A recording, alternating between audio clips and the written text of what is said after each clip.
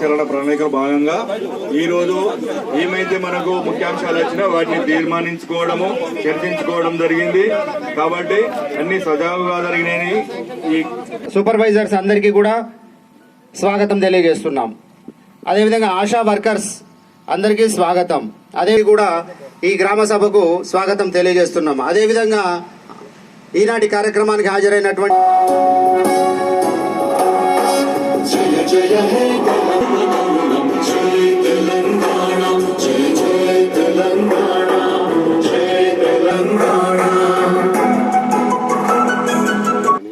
మా వార్డు సభ్యులకు కానీ మన గ్రామ పెద్దలకు మరియు గ్రామ ప్రజలకు విలేకరులకు అందరికీ నా యొక్క ధన్యవాదాలు.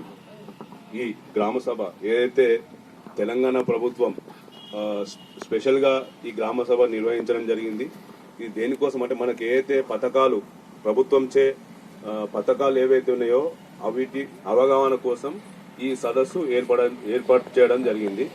ఇప్పుడు మనకు దానికి సంబంధించిన ప్రతి డిపార్ట్మెంట్ ఇక్కడ ఉంది కాబట్టి మీకు ఉన్న ఏదైతే డౌట్లు ఉన్నా కానీ లేకపోతే ఈ పథకాల గురించి ఏమైనా క్లారిఫికేషన్ కావాలన్నా కానీ ఇక్కడ ఉన్న ఆఫీసర్లకు మీరు అడిగి తెలుసుకోవచ్చు.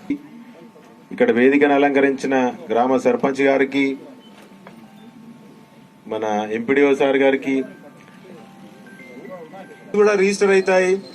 కానీ అవి ఇయర్లీ ఒక 50 to 60 ఈసారి మాత్రం మనం తీసుకుపోయి ఆయనకి ఇద్దాం. ఇటువంటి ప్రాబ్లం వస్తున్నాడు.